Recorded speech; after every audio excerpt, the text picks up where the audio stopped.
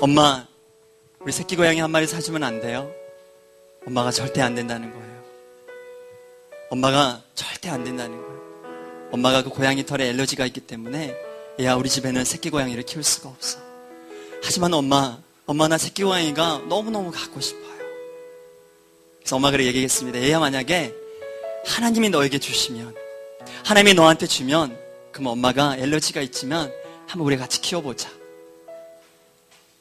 아이는 기도하기 시작했습니다.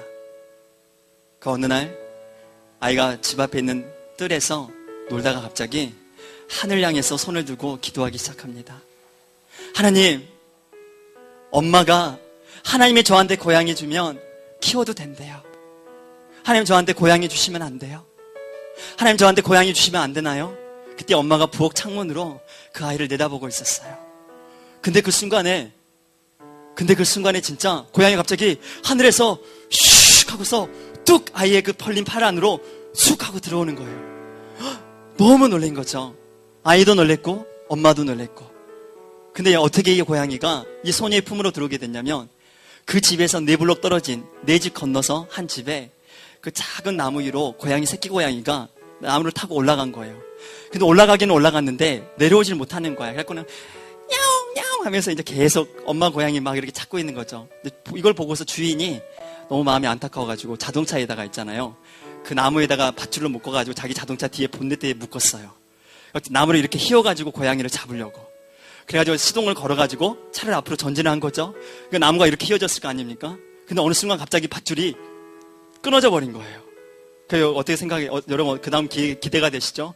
고양이가 피우 하고 날아가가지고 그 소녀의 품 안으로 확 들어갔다고 합니다. 하나님은 지금도 우리가 그분의 은혜를 구하기만 하면 그분은 준비가 되어 있으신 분이십니다. 할렐루야. 우리가 하나님 은혜의 비를 내려주세요. 하나님, 제게는 당신의 비가 필요합니다라고 우리가 요청만 한다면 하나님이 이미 시동 걸었다니까요. 하나님이 밧줄 연결하고 이미 나무가 이렇게 휘어질 대로 휘어졌다니까요. 여러분이 구하고 구했던 그 은혜의 고양이가 그 나무 위에 앉아있다니까요. 끊어지기만 하면 되는 겁니다. 근데 끊어지는 것은 누가 하는 걸까요? 하나님, 은혜의 비를 내려주세요. 하나님, 제 삶 가운데 제 힘으로 할 수가 없습니다. 하나님, 제 삶 가운데 제 힘으로 할 수가 없습니다. 하나님, 제 삶 가운데 제 힘으로 할 수가 없습니다. 하나님, 제 삶 가운데 은혜의 담비가 필요합니다. 고백하며 나아갈 때 하나님 그 놀라운 은혜를 주실 거라고 믿습니다. 성경에 보면 많은 왕들의 이야기가 나와 있습니다. 여러분, 그 중에서 여러분 므낫세라는 왕의 이야기를 들어보셨습니까? 아주 나쁜 놈입니다. 아주 악한 놈이었습니다. 그의 아버지 히스기야는 아주 선한 왕이었었죠. 하나님을 신뢰하고 의뢰하는 왕이었지만 어느 날 히스기야가 병이 들어가지고 하나님께 기도했습니다. 하나님, 저 지금 죽고 싶진 않습니다. 하나님, 저에게 생명을 연장시켜 주세요. 그때 하나님께서 그에게 15년의 생명을 연장시켜 주셨습니다. 그 사이에 낳았던 아들이 므낫세라는 아이였어요. 히스기야가 죽고 난 다음에 므낫세가 왕이 되었습니다. 그의 나이 12살이었습니다. 그리고 55년 동안 이스라엘을 통치했습니다. 유다 땅을 통치했어요. 근데 얼마나 이놈이 나빴냐면 예루살렘 이쪽에서 저쪽 끝까지 무고한 사람들의 피를 가득 흘렸다고 성경에 보면 나와 있습니다. 성전에요, 바알과 아세라의 신상들을 들어와가지고 거기서 날마다 바알과 아세라 우상에게 절을 하고, 심지어 그의 아들을 골짜기 흰놈 골짜기로 데리고 와서 자기의 아들을 불에 태워가지고 우상에게, 몰록에게 제물로 바쳤던 그런 악하고 정말 답이 안 나오는 왕이 므낫세 왕이었습니다. 그의 삶이 거의 55년의 시간 동안 그렇게 망나니 인생을 살았습니다. 그러나 어느 날 하나님께서 아시리아 군대를 동원하셔서 이 시리아를, 이 므낫세 왕을 잡게 하십니다. 잡아가지고 이 아수르의 왕이 이 므낫세를 잡아서 바벨론으로 끌고 갔습니다. 포로가 되었죠. 세사들의 체익이 되었습니다. 바벨론에 있는 동안에 근데 한 가지 이상한 사건이 기록되어 있습니다. 역대하 33장 12절 13절 말씀에 갑자기 이 망나니 므낫세가, 나쁜 짓만 하던 므낫세가 자기 아들까지도 몰록에게, 바알에게 불에 태워가지고 바치던 그런 정말 말종 같은 그 므낫세가 하나님을 향해서 기도하기 시작합니다. 그가 환난을 당하여 그의 하나님 여호와께 간구하고 그의 조상들의 하나님 앞에 크게 겸손하여 기도하였으므로 하나님의 그의 기도를 받으시며 그의 간구를 들으사 그가 예루살렘에 돌아와서 다시 왕위에 앉게 하심에 므낫세가 그제서야 여호와께서 하나님이신 줄 알았더라. 할렐루야. 사랑하는 여러분, 우리는 그런 생각을 참 많이 합니다. 내가 잘해야, 내가 잘 살아야, 내가 매 순간마다 나쁜 짓 안 하고 정도를 걸어가야 하나님 내 삶 가운데 그분의 은혜를 부어주실 거야. 내가 정말로 잘해야 어쩌면 나는 번전치기일지도 몰라. 내가 잘하면 하나님 나에게 상을 주시고, 내가 잘못하면 내 인생 가운데 벌을 주신 하나님이실 거야. 하지만 오늘 이 시간 여러분, 므낫세를 보십시오. 하나님이 그에게 뭐라고 말씀하십니까? 너 잘됐다, 너 꼴 좋다, 그래 네 마음대로 살았지, 이제 한번 당해봐. 너 지난 55년 동안 너 어떻게 살았어? 네 마음대로 살았잖아. 이 나쁜 놈아, 이게 너를 향한 나의 벌이다. 하나님 그렇게 말씀하셨습니까? 아니라는 겁니다. 이 악한 므낫세가 하늘 향해서 손을 들고요, 하나님을 향해서 손을 들고 그가 기도할 때, 하나님을 향해서 간구할 때, 하나님을 향해서 기도할 때, 하나님 살려주세요. 하나님 제가 잘못했습니다. 하나님 도와주세요. 하나님 저를 풀어주세요. 그가 기도할 때 하나님께서는 그런 므낫세를 할지라도 그에게 은혜의 담비를 부으셨습니다.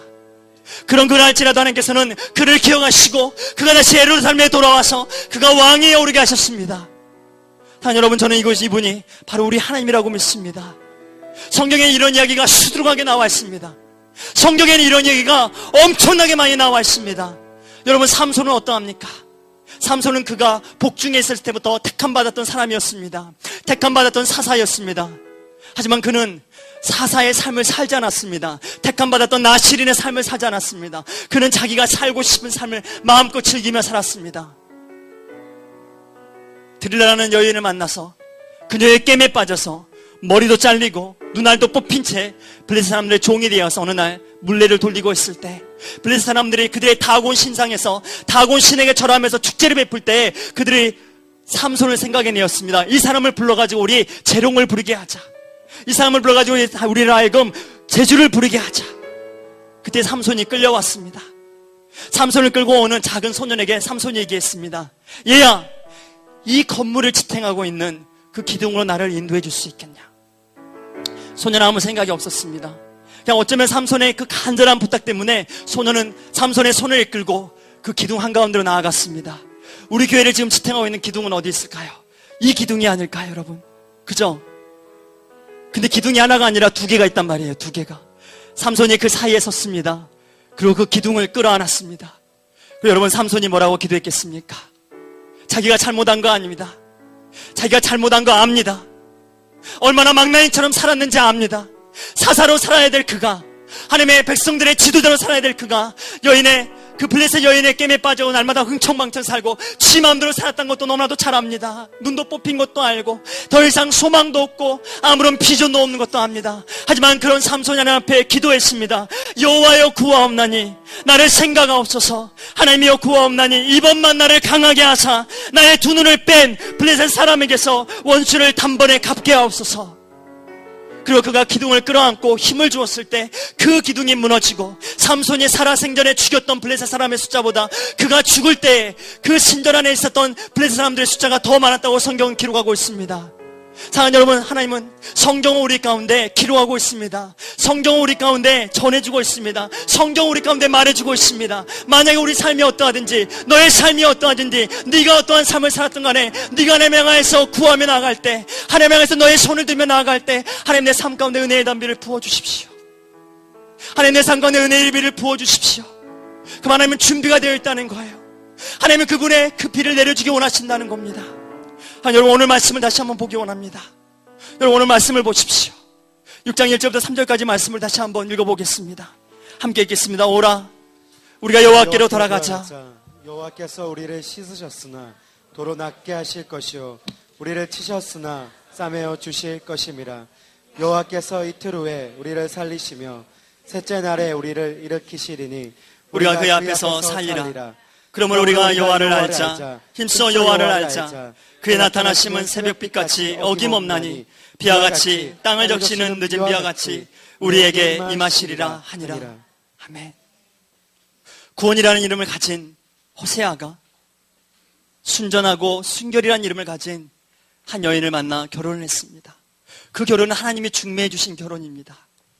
근데 여러분, 이 호세아가 자녀를 셋을 낳았습니다. 첫 번째 아들의 이름을 뭐라고 지었는 줄 아십니까? 그 뿌리가 뽑혀서 흩어지게 될 것이다. 두 번째 아이의 이름은 뭐라고 지은 줄 아십니까? 이는 나의 사랑하는 아이가 아니다. 나는 너를 사랑하지 않아. 세 번째 아이를 낳고 나서 또 이름을 지었습니다. 그 이름이 뭔지 아십니까? 너는 나의 아이가 아니다. 첫 번째 아이의 이름은 내가 너를 뽑아서 흩어버릴 것이다. 두 번째 아이의 이름은 나는 너를 사랑하지 않아. 세 번째 아이의 이름은 너는 내 아이가 아니다. 어떤 아빠가 이런 이름을 짓겠습니까? 어떤 아빠가 이런 이름을 짓겠습니까? 하나님께서 근데 이 이름을 이렇게 지으라고 하셨습니다. 왜요? 그 순결하고 완전한 그 이름을 가진 고멜, 그 여인이 바로 창녀 같은 여자였기 때문입니다. 집에 데려다 놓으면 도망가고, 집에 데려다 놓으면 도망가고, 다른 사내들하고 놀아나다가 임신해가지고 버림받고 만신창이가 되어 있으면 하나님께서 호세아에게 얘기합니다. 다시 가서 그녀를 데려와라. 다시 가서 데려와서 사랑하라. 다시 와서 데려와서 사랑하라. 너의 아내처럼 사랑하라고 하나님께서 말씀하셨습니다. 고멜은 이스라엘의 모습이었습니다. 호세아 선지자는 이스라엘이 마지막 망해가는 아수르에 의해서 철저하게 멸망되었던 그 마지막 때에 선지자로 살았던 인물이었습니다. 사랑하는 여러분, 그가 하나님이 그에게 주셨던 메시지가 무엇입니까? 하나님이 그에게 주셨던 그 메시지가 무엇이었습니까? 바로 하나님께서는 그 지금도 어쩌면 이제 아수르에서 멸망당할, 얼마쯤에 멸망당한 그 마지막 그 이스라엘 백성을 향해서 하나님이 외치시는 그 음성이 무엇이었습니까? 오라 우리가 여호와께로 돌아가자. 지금도 늦지 않았다는 것입니다. 아직도 늦지 않았다는 것입니다. 오라 우리가 여호와께로 돌아가자. 여호와께서 우리를 찢으셨으나 도로 낫게 하실 것이요 우리를 치셨으나 싸매어 주실 것이라. 그럼 우리가 여호와를 알자. 힘써 여호와를 알자. 그의 나타나심은 새벽빛같이 어김없나니 비와 같이 땅을 적시는 늦은 비와 같이 우리에게 임하시리라. 죄송합니다. 임하시리라 하니라. 하나님은 그 늦은 비를 지금도 준비하고 계십니다. 하나님 우리의 삶을 향하여서 지금도 그 늦은 비를 준비하고 계십니다. 하나님 지금 이 순간에 우리 삶을 향하여서 그분의 그 늦은 비를 쏟아 부으시기 위해서 준비하고 계시는 하나님이라고 믿습니다. 하나님 뭐라고 말씀하십니까? 돌아오라고 말씀하십니다. 돌아오라, 돌아오라. 히브리어로 돌아오라, 회개하라는 말이죠. 돌아오라, 슈브라고 나와 있습니다. 슈브. 슈브는 꼭 하나님의 그 신발 소리와도 같다고 해서 그 신발 소리처럼 들린다고 해서 슈브라는 그런 단어가 붙여졌다고 합니다.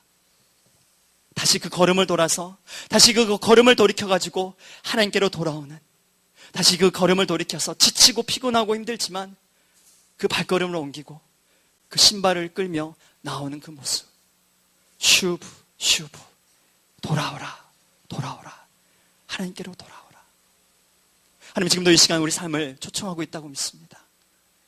어쩌면 전혀 늦지 않았다고 저는 믿습니다. 우리 삶 가운데 지금도 그분의 놀라운 은혜, 그 은혜의 비를 내려주기 원하시는 하나님이라고 믿습니다. 하나님의 은혜라는 찬양을 오늘 메시지를 준비하면서 계속해서 부르면서 이 말씀을 준비했습니다. 사실 지난밤에 잠을 잘 못 잤습니다.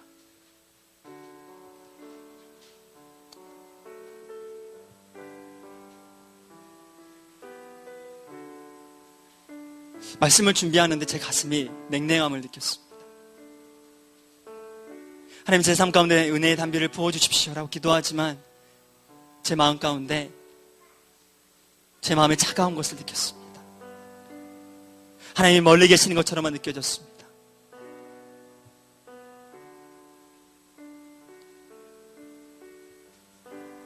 아침에 잠깐 집에 가서 씻고 옷 갈아입고 다시 교회에 와서 제 방에 앉아 있는데 우리 주일학교 아이들이 하나둘씩 들어오는 소리가 들리더라고요. 쫑알쫑알쫑알쫑알쫑알쫑알. 조금 있다가 이 작은 아이들이 입을 벌려서 찬양을 하기 시작했습니다. 둥이 둥이 둥이 둥이 귀염둥이 둥이 둥이 둥이 둥이. 제가 정확한 가사는 모르겠는데 그냥 계속 둥이 둥이 둥이 둥이 귀염둥이. 나는 사랑받는 예수님의 귀염둥이.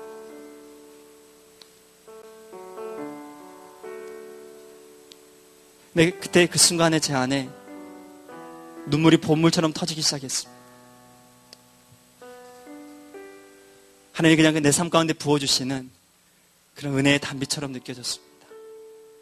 메마른 제 삶 가운데, 메마른 저의 가슴 가운데 하나님이 부어주시는 그분의 단비.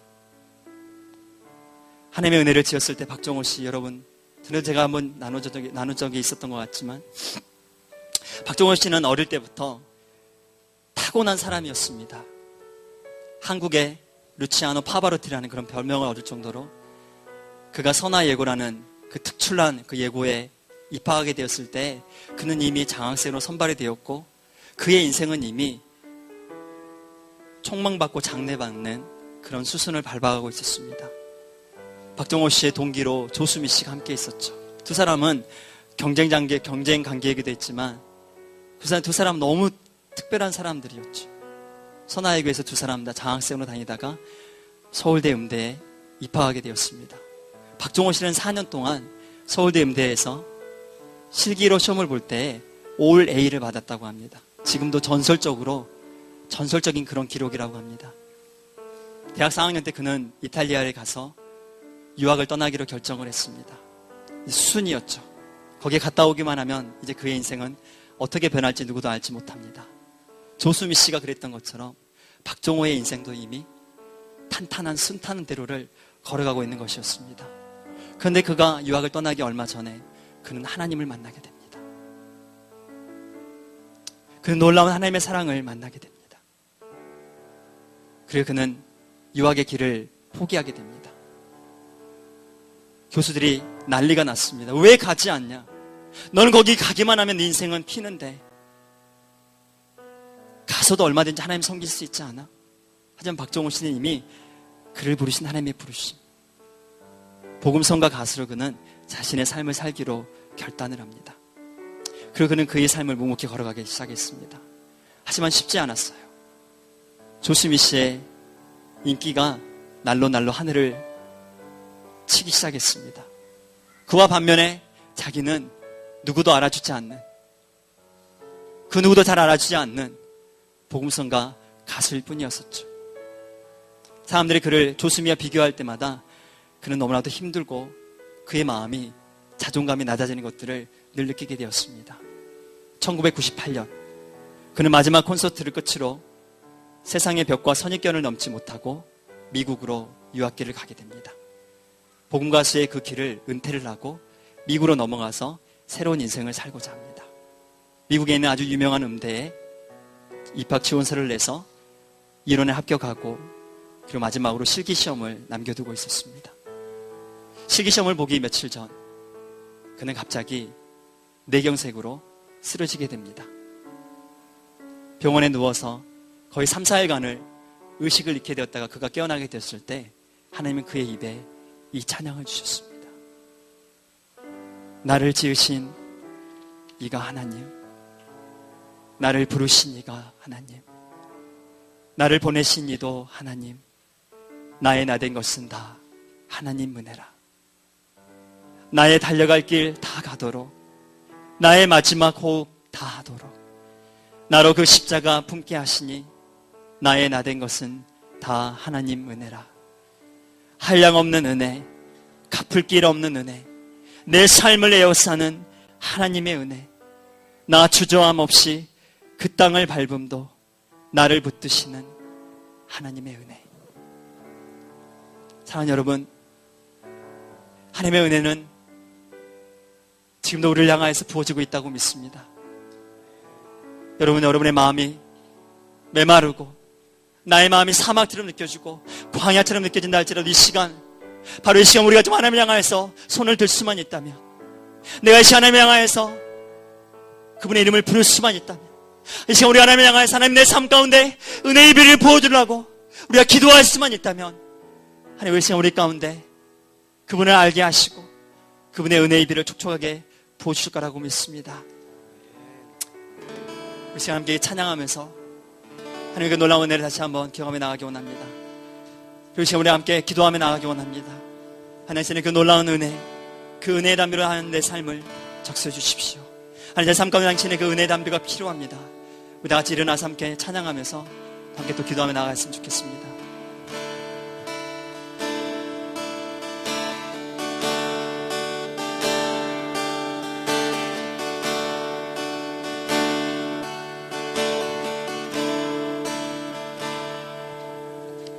나를 지으신 이가 하나님, 나를 부르신 이가 하나님, 나를 보내신 이도 하나님, 나의 나 된 것은 다 하나님 은혜라. 달려갈 길가 가도록 나의 마지막 못 다하도록 나로 그 십자가 품게 하시니 나의 나 된 것은 다 하나님 은혜라. 한량없는 은혜, 한량없는 은혜, 갚을 길 없는 은혜, 내 삶을 애워싸는 하나님의 은혜,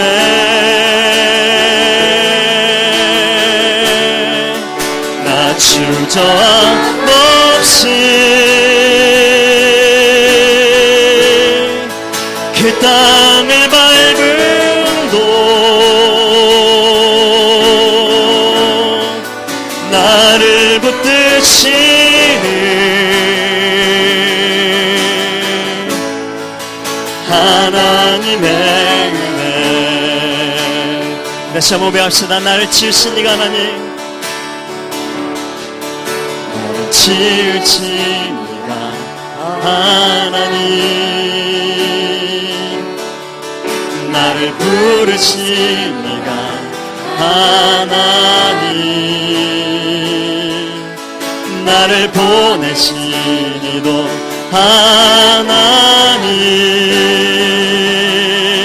나의 나 된 것은 다 하나님 은혜라. 나의 달려갈 길 가도록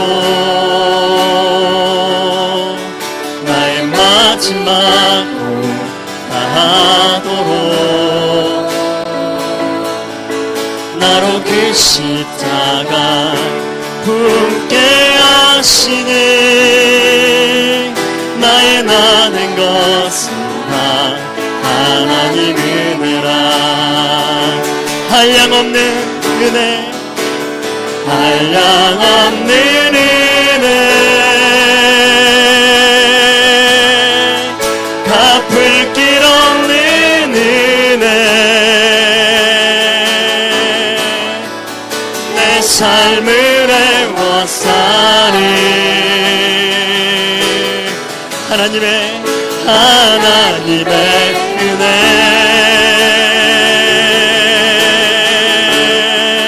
나 주저함 없이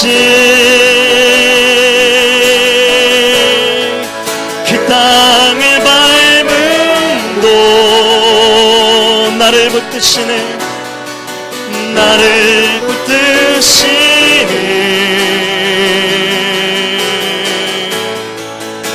하나님의 한량없는 은혜, 한량없는 은혜, 갚을 길 없는 은혜, 내 삶을 애워싸는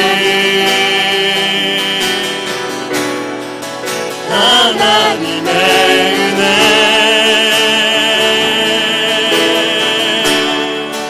나 주저함 없이 그 땅을 밟음도 나를 붙드시는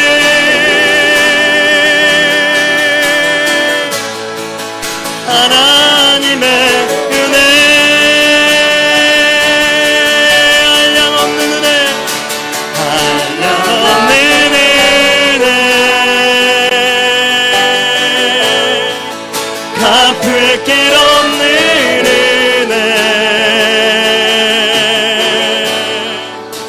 삶을 애워싸는 하나님, 이 시간에도 내 삶을 향하여서 쏟아내는 당신의 그 놀라운 은혜를 믿으며 나아갑니다.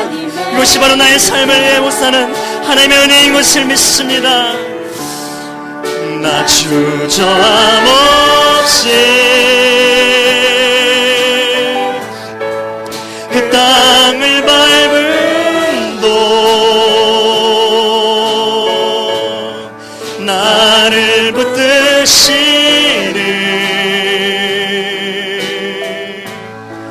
하나님의 은혜. 이 시간 우리 함께 기도하며 나아가기 원합니다. 이 시간 주여 세 번 부르고 하나님, 이 시간을 기도하며 나아갑시다. 하나님, 내 삶은 당신의 그 은혜의 비를 이 시간 내려주시옵소서. 주여.